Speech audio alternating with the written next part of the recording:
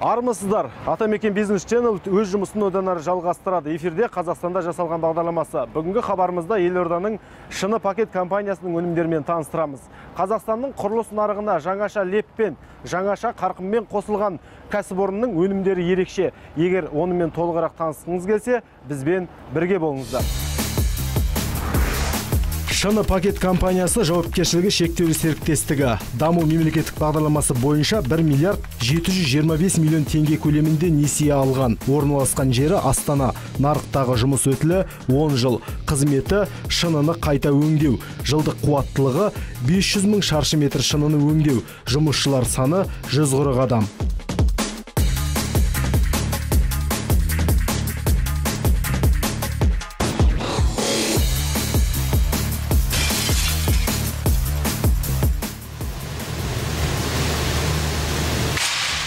Біз бағдарламамызда әдеттегідей өндірістік процестен бастаймыз.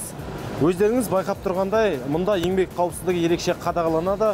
Үстімізге арнайы киім кимесек те, басымызға каска киіп жұмысымызды бастаған жайымыз бар. Бір өкініштісі, Қазақстанда мынандай шыны әйнектер шығаратын кәсіпорын жоқ. Сондықтан бұл отандық зауыт шикізатты Ресейден тасымалдап жатыр. Бұл цехтың ішінде дәл қазір 20 мың шаршы метрге жететін шикізат бар. Бұл дегеніміз бір айдағы өндірісті жүзеге асыруға жеткілікті. Енді шынының түрі де, түсі де, көлемі де әртүрлі болады. Ол жайында қазір осы зауыттың учаске бастығы Саян мырзамен сұхбаттасамыз.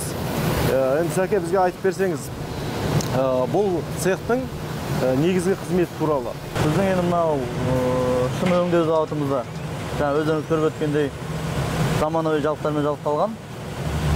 Ең басты жұмысымыз мынау циклонды біз Қазақстанда жоқ болғандықтан шетелден, көбінесе Ресей мемлекеттерінен тасымалдаймыз. Сондықтан аламыз.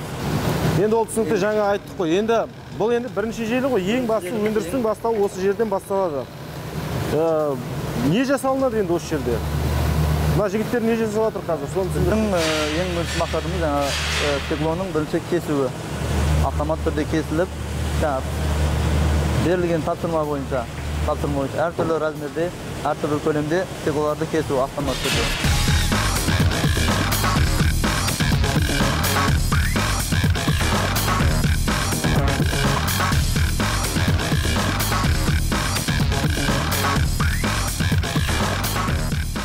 Шыны шығарушылар ғана емес, оны өңдеушілердің де жұмысы қауіпті, әрі көзге көрінбейді.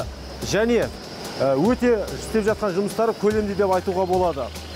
Енді бұл зауыттың жалпы аумағы 8 мың шаршы метрді құрайды. Өздеріңіз елестетіп көріңіздер. Біз қазір теңізге құйған тамшы іспетті кәсіпорынның кішкентай ғана бір бөлігінде жүрміз. Айтпағымыз бұл емес. Қазіргі таңда әлемдік өндірісте қолданылып жатқан инновациялар, жаңа технологиялар сағат санап, күн санап жаңаруда.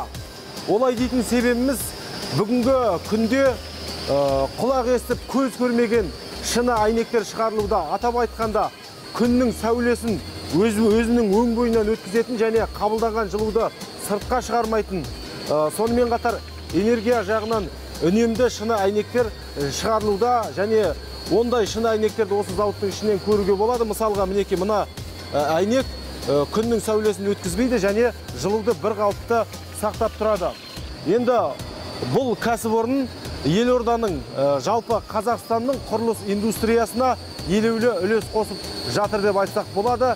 Біз қазір енді бірінші желімен таныстық, енді екінші желі, ол жерде осы шынылар өңделеді. Сол цехтың жұмысымен танысатын боламыз.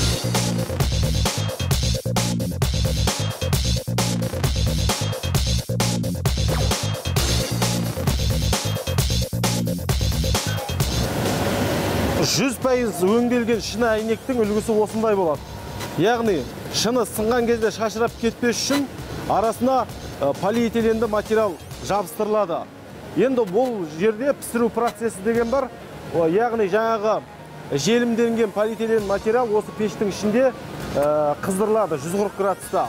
Нәтижесінде мінекей мынандай дайын өнім алуға болады. Бұл жерде мінекей бір әйнек, екі, тіпті 3-4 әйнек бір-біріне жабыстырылған және қабыстырылғанын көруге болады. Сонымен қатар бұл кәсіпорын тапсырыс берушілердің кез келген талабын орындайды. Мысалға, шыныға тапсырыс берсеңіз, түрлі түсті оюлар, тіпті мынандай сәнді өрнектер салып беруге мүмкіншілігі бар. Енді біз қазір осы зауыттың бас инженерімен сұхбаттасамыз. Ол кісі бізге өңдеу жұмыстары туралы толығырақ баяндап береді. Ассалаумағалейкум. Ассалаумағалейкум. Есіміңіз кім аға? Мұхамеджан. Мұхамеджан аға, бізге баяндап берсеңіз, жалпы шыны қалай өңделеді? Шыны өңделетін әр түрі бар. Менің қолымда да мінекей көрсетейін. Оюда жасап береміз. Керек болса шынның ортасынан да кесіп алып, кесіп қандай керек қырларында айнала. Ұстаған кезде адамның қолы кесілмейді. Кесілмейді. Жалпы күнделікті тұрмысқа шыны заттар қажет қой, мысалға. Жаңағы душты, немесе бір қабырғалардың бөлмесін бөлуге қажетті бір шыны әйнектер. Соның түрлерін атап өтсеңіз деп жатырмын. Душ кабинінде, сосын анау кухняға фартук жасайтын сондайларды істейміз. Есіктерді осылай ойып беріп, қазіргі принтерный печать деген станок бар. Мысалға, осы өңдеу кезінде, мынау шыны делік, әйнек. Осының бетіне Астананың әдемі суретін салып бере аласыздар ба? Тапсырыс берсе. Береміз, салып береміз. Сондайда соны айтып жатырмыз, қазір станок жасадық, жібердік, әкеліп Израильден жасалған.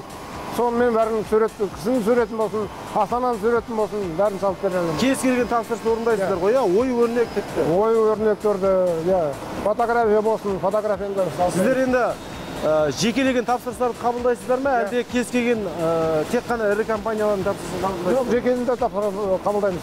Кез келген азамат сіздерге келіп, өздері тапсырыс берсе, соған сәйкес өнім шығарып бере аласыз. Қабылдап, бәрін шығарып береміз. Көптен көп рахмет, жұмыстарыңызға сәттілік тілейміз.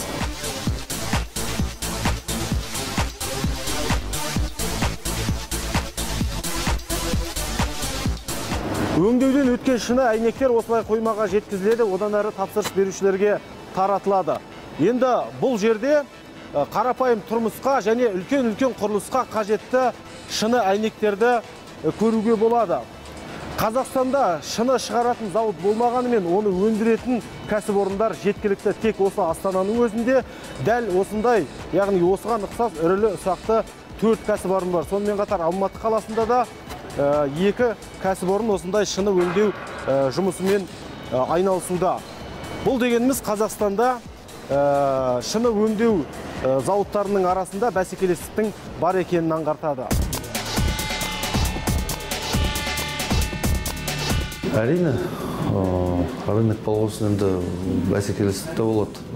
Бізде өзі Астананың басында осы біз сияқты тағы да 2-3 завод бар.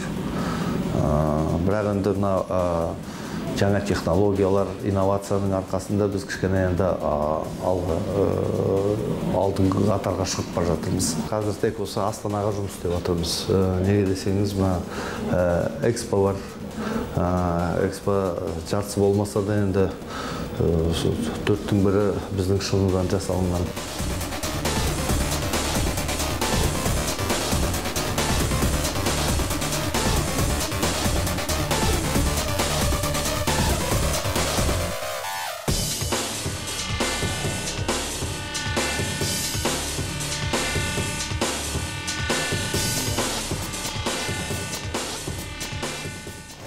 Бізде отандық өнімді шығаруға өз үлесімізді қостық. Қазақстандық тауарды қолдайық және сатып алайық. Келесі кездескенше аман сау болыңыздар.